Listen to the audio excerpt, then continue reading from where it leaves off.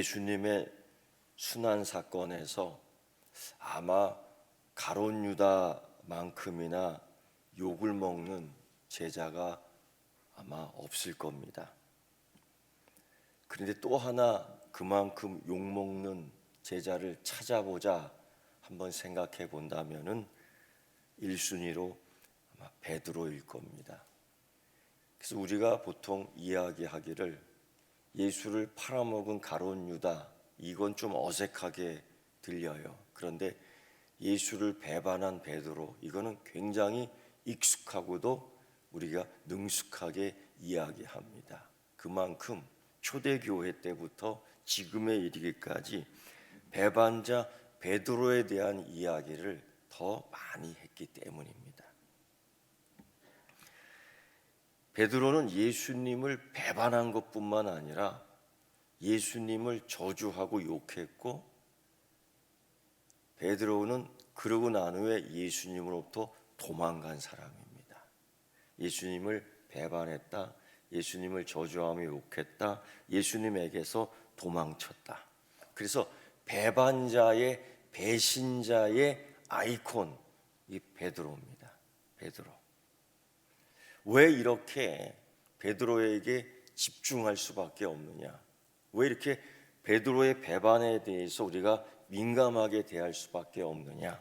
그는 예수님과 함께하는 마지막 만찬에서 예수님이 그랬습니다. 너희 모두가 나를 버리고 도망갈 것이다. 그런데 그때 이 베드로가 뭐라고 말하냐면요, 그 많은 사람들, 아니 11명 앞에서요, 예수님까지 12명이죠. 다 버릴지라도 나는 그렇게 하지 않겠습니다.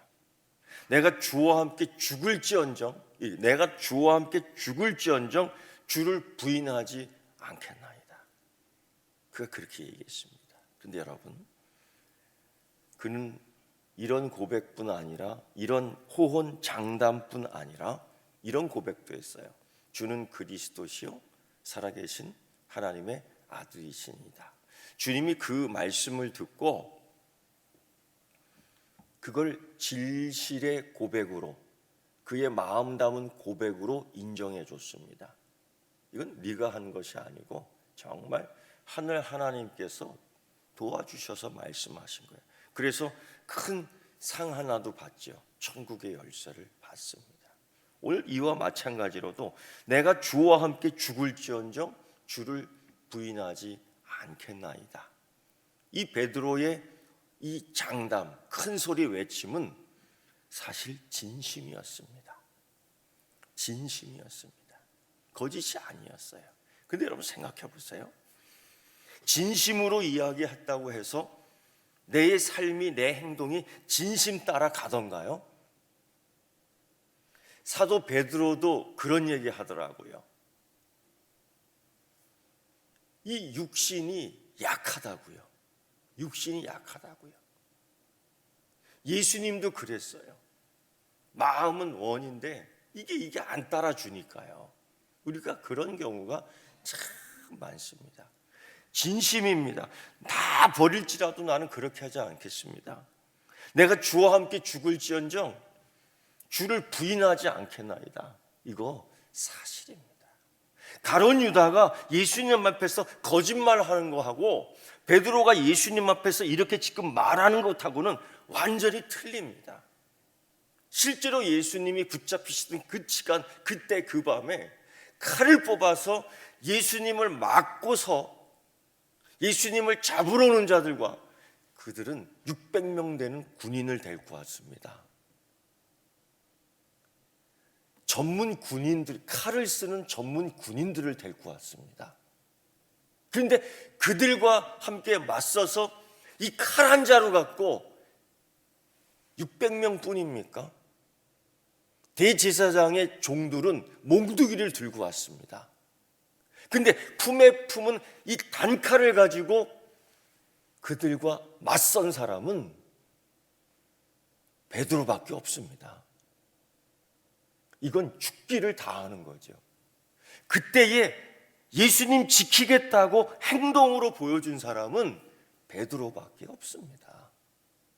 여러분 생각해 보세요.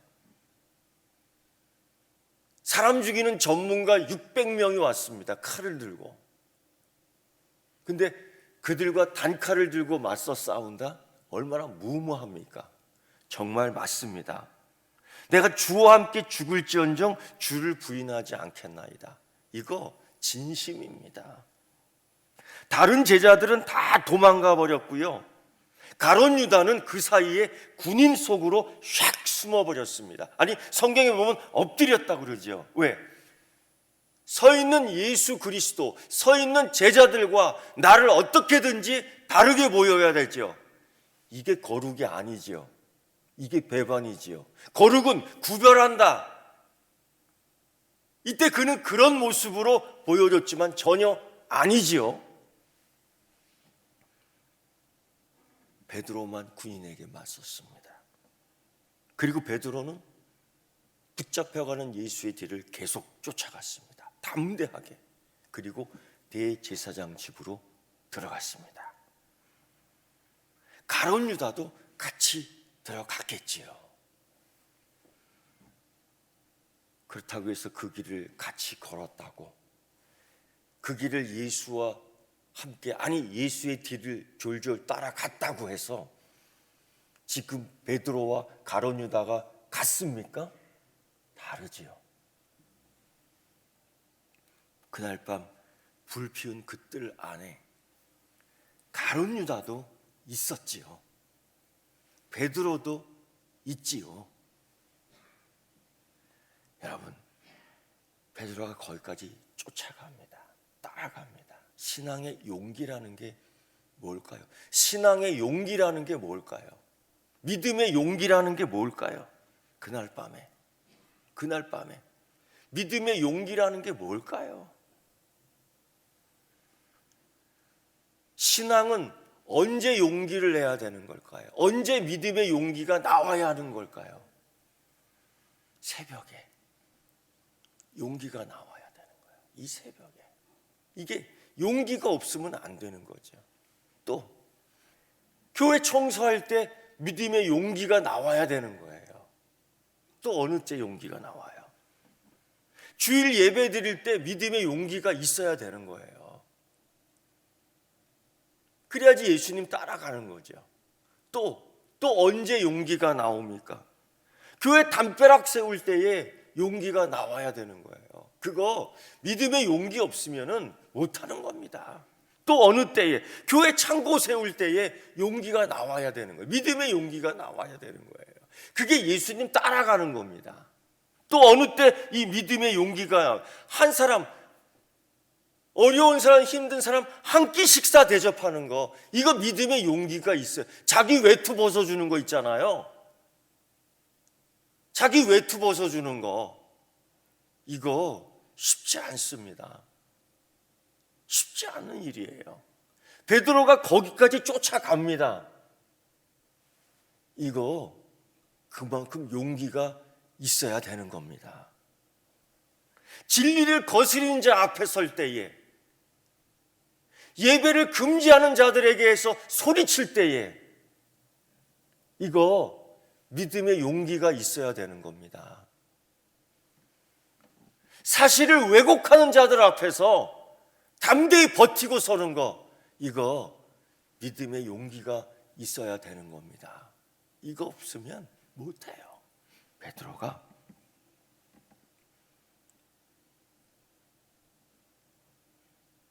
예수님을 따라가며 끝까지 그 자리를 아직까지는 벗어나지 않았습니다. 대제사장의 마당에서, 거기서 산헤드린 회의, 아니 불법 회의가 열렸죠. 산헤드린 회의는 대낮에 서로들의 얼굴을 확인하고, 서로들 입술을 확인하고, 서로들의 눈빛을 확인하면서 회의하는 게, 23명이 모여 확인하는 게 산헤드린 회의의 올바른 법이라고요. 근데 이 밤에, 이 새벽에 이거 불법입니다. 이런 일이 자행하고 있는 이때에 베드로가 다 지켜보고 있었던 거예요. 대단한 용기 아닙니까? 이때에 대제사장 여종 하나가 어떻게 된 것인지 이 베드로를 발견합니다. 고발을 해요. 너도 갈릴리 사람 예수와 함께 있었다. 왜 이렇게 쉽게 알아볼 수 있을까? 갈릴리의 억양은 특이합니다. 우리도 다 알고 있죠. 대구 사람의 억양하고 부산 사람의 억양하고 틀립니다. 제주도 사투리는 어딜 가든지 금방 알아낼 수 있습니다. 갈릴리 사투리. 베드로가 화들짝 놀라죠. 예수의 제자라고 고발하는 시대, 예수의 제자, 너도 갈릴리 사람, 그 예수의 도당이다 라고 고발하는 시대처럼 이 시대도 그리스도인이라는 고발의 시대를 우리는 경험 이미 했습니다. 교회 다니는 사람이라는 고발의 시대를 우리는 이미 경험했습니다. 초대교회도 예수를 따르는 자라고 고발하는 시대에 여전히 예배를 드리고 비밀스러운 예배를 드릴 수밖에 없는 그들에게 있어서 그리스도인이라는 표식이 십자가 대신에 물고기였으니까요. 물고기를 그릴 줄 아는 자가 신앙인이었습니다. 물고기를 그릴 줄 아는 자가 예배실 안으로, 지하실 안으로, 무덤 안으로 들어올 수 있었습니다. 고발하는 시대에. 그 예수를 믿는 자를 고발하는 시대는 이때부터 있었던 겁니다. 지금에 이르기까지. 사실 우리는 이미 경험했습니다. 고발당하는 그리스도인들, 고발당하는 교회들, 고발당하는 제자들, 고발당하는 베드로는 아니라고 고개를 젓습니다. 나는 아니라고 고개를 젓습니다. 베드로는 세 번째 드디어 아니라는 강한 부정으로 자기 입으로 저주를 쏟아내며 예수를 부인했습니다. 그때 예수님하고 마주친 거죠. 마태의 기록에 의하면 주님이 뒤돌아 보았다라는 겁니다. 얼마나 소름이 끼쳤을까요? 베드로는 왜 여기까지 쫓아왔습니까? 베드로는 왜 여기까지 쫓아왔습니까? 그리고 여기서 제자라는 게 드러나니까, 제자라는 게 드러나는 게 너무 두려우니까, 교인이라는 것이 드러나는 것이 너무 두려우니까 무서운 겁니다.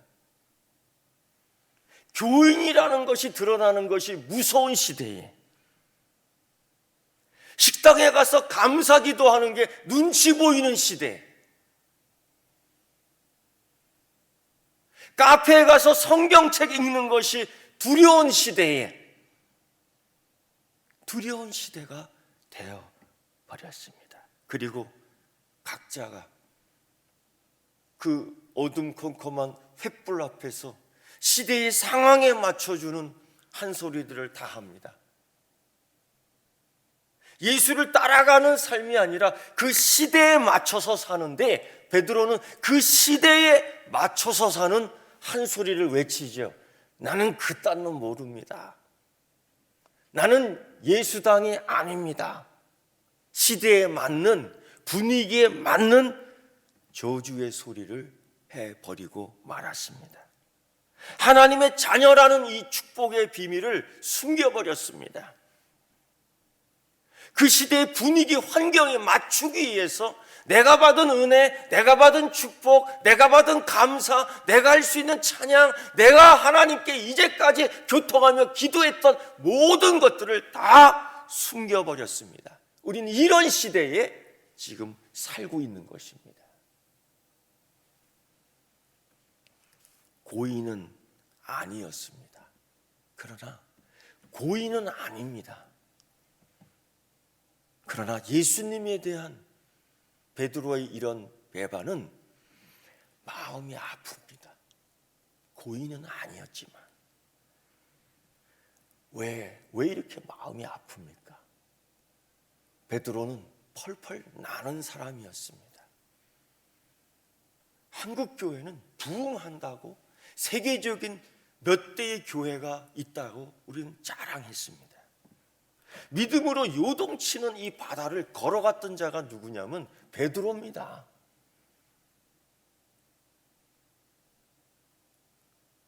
그런데 내가 주와 함께 오게도 따라가고 죽는데도 따라가겠다는 베드로의 고백, 이 자랑. 군인들이 예수님을 잡으러 왔을 때 칼을 휘둘렀던 이 베드로. 그런데 지금은 두려움과 의심, 그리고 배반, 그리고 욕설, 저주, 도망감, 숨음, 우리가 할 수 있는 건 모두 다 해버렸습니다. 우리가 예수를 배반할 수 있는, 우리가 십자가를 버리고 도망갈 수 있는 모든 걸 다 해본 자가 누구냐? 베드로입니다. 베드로.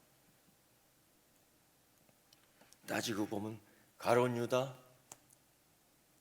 이미 도망간 다른 제자들, 그리고 베드로, 그리고 지금 나, 여러분, 우리 거의 다르지 않습니다. 여러분, 베드로가 예수님을 부인했던 이 장면에서 다시 한번 생각해 보십시오. 첫 번째 생각해 보시죠. 베드로가 대제사장 그 뜰 안까지 따라 들어갔다. 그 집 어린 여종에게 발각됐다. 고발당했다. 3번 부인했다. 하지만 여전히 예수님 곁을 떠나지 않아요. 왜? 그래도 예수님 곁에 떠나지 않아요. 왜? 그는 그가 한 말을 실천하고 있습니다. 다 버릴지라도 나는 그렇게 하지 않겠습니다. 믿음 생활합니다. 십자가를 지고 따라갑니다. 여러분, 승승장구하는 사람이 드뭅니다. 승승장구하는 사람이 드뭅니다. 그럼에도 불구하고 이렇지만 우리 믿음의 삶에 있어서 이거 하나, 주님이 그거 인정해 주시는 것 같습니다. 배반했다고요? 도망갔다고요? 욕했다고요? 이거 다 주님한테 발각된 겁니다. 그런데 주님이요, 그거 하나 기억해 주는 것 같습니다. 내가 죽을지언정 다들 도망가도 나는 주님 배반하지 않고 같이 따라가 죽겠습니다. 여기까지 보여주는 거예요.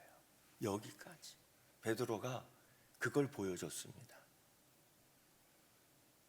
많은 제자들이 있었지만은 딱 한 사람 그거 그래도 거기까지 보여줬어요. 그게 한계지만 그것까지 보여줬습니다. 베드로밖에 없었습니다. 그래서 여러분, 우리가 베드로를 배반자 베드로라고 얘기하지만 또 뭐라고 얘기하는지 아십니까? 수제자라고 얘기해요. 아무나 수제자 되는, 가장 으뜸되는 제자라는 겁니다. 가장 으뜸되는 제자라는 거예요.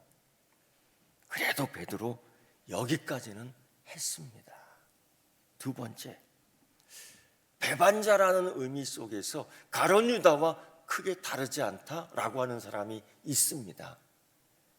아닙니다. 우리는 이 배반의 모습 속에서, 이 도망가는 모습 속에서 가룟 유다와 베드로의 차이를 분명하게 알 수 있습니다.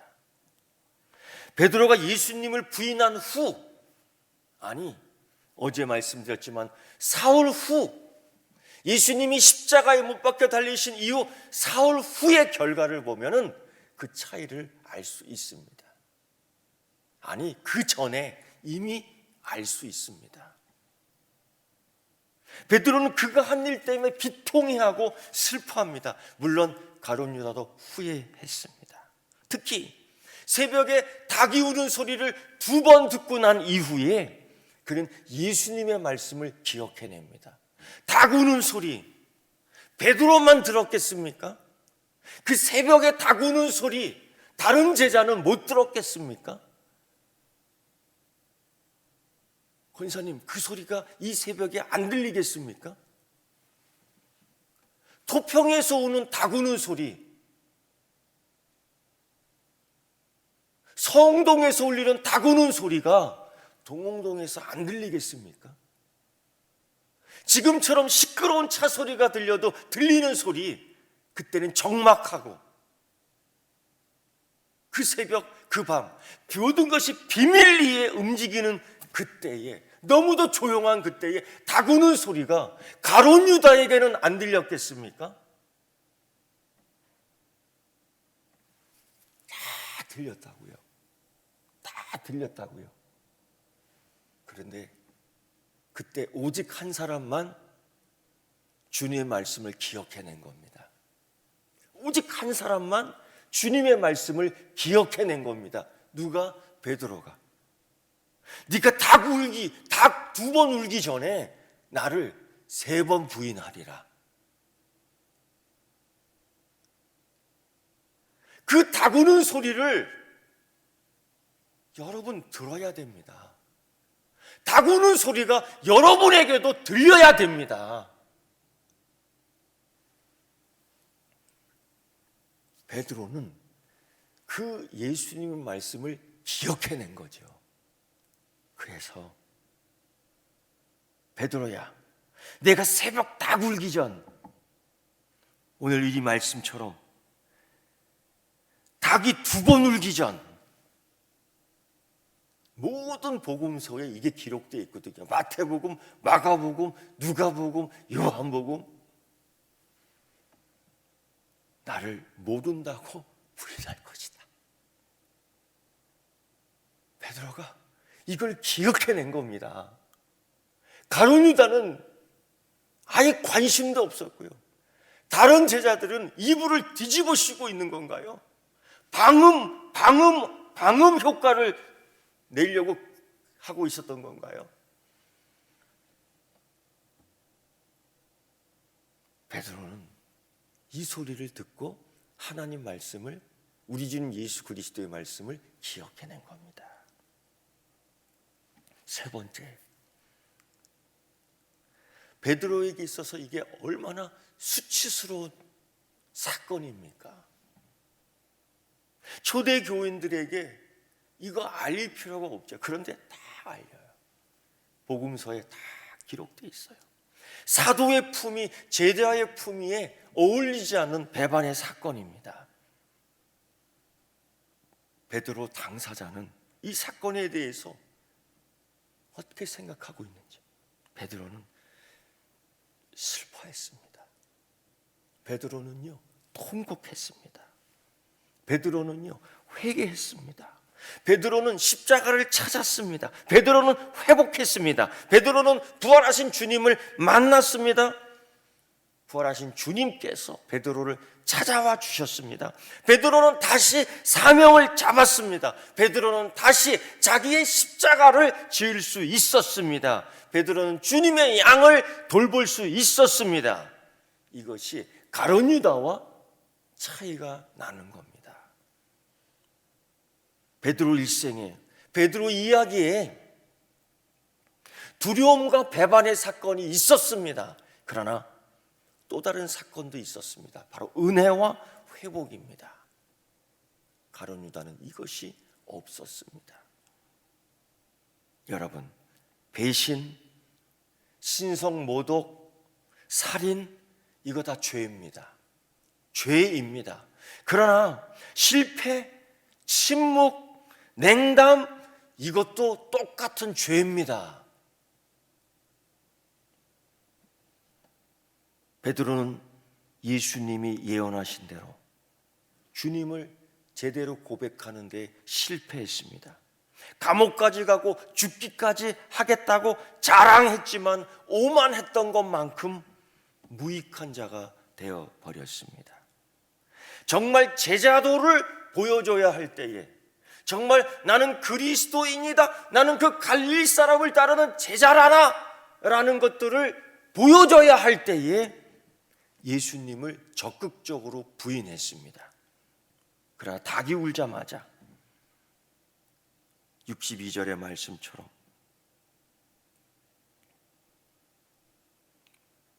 아주 심하게 울었다, 통곡했다라는 겁니다. 그리스도 편을 들지 못했던 베드로, 예수님 편을 들지 못했던 베드로, 그때에 십자가에 또 하나의 못을 박았던 자가 바로 베드로입니다. 그런데 여러분, 여기서 끝나지 않아요. 하나님이 어떤 분이신데요? 하나님이 어떤 분이십니까? 하나님은 악에서 선을 이끌어내는 자예요. 우리는 가능성 없다고 덮여뒀지만 거기서 성령의 불꽃을 끄집어내어 큰 불꽃을 이루시는 분이 하나님이신 줄 믿습니다. 이걸 합력해서 선을 이룬다라는 것이지요. 베드로의 실패 그 시점부터 베드로의 삶에 있어서 베드로가 통곡했을 때에 그때부터 놀라운 사건이 반전이 됩니다. 십자가는 하나님의 사랑이, 십자가는 하나님의 사랑이 실패를 품는 곳이 십자가입니다. 십자가라는 장소는 우리 삶의 비극이라는 것을 품는 장소가 십자가입니다. 십자가로 가는 길, 우리가 그 길을 걸을 때 실패하기 가장 쉬운 길이 어떤 길이냐? 십자가로 가는 길입니다. 우리 대부분 거기서 십자가에서 실패해. 그러나 십자가는 예수님이 그 십자가 앞에서 우리의 실패를 품어주는 곳이 어디냐? 바로 그 십자가예요.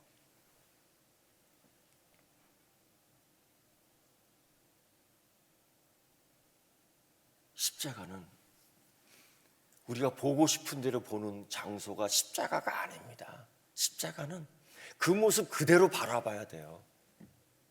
십자가는 혐오스러운 곳이 십자가입니다. 십자가는 그 어떤 죄인의 피가 굳어서 시꺼멓게 변한 곳, 묻어있는 곳이 십자가. 그래서 사도 바울은 십자가를 그 모습 그대로 얘기하지 않습니까? 유대인에게는 꺼리끼는 것이에요. 이방인 헬라인에게는 정말 무식한 무지한 것이 십자가입니다. 그런데 그 십자가는 우리를 품어주는 것이, 배반한 우리를, 약한 우리를, 실패한 우리를, 아픈 우리를 품어주고 회복시켜주는 것이 바로 십자가입니다. 십자가. 여러분, 수십 년의 세월이 흘렀습니다. 이 사건 이후 수십 년의 세월이 흘렀습니다. 그리고 두 장의 편지가 우리에게 왔습니다. 두 장의 편지가 우리에게 왔어요. 하나는 베드로 전서이고 하나는 베드로 후서예요. 그 편지가 우리에게 왔습니다. 그 실패와 그 배반 속에서도 십자가에 품는 것들을 경험한 베드로가, 통곡한 후에 베드로가 우리에게 이런 편지를 썼습니다.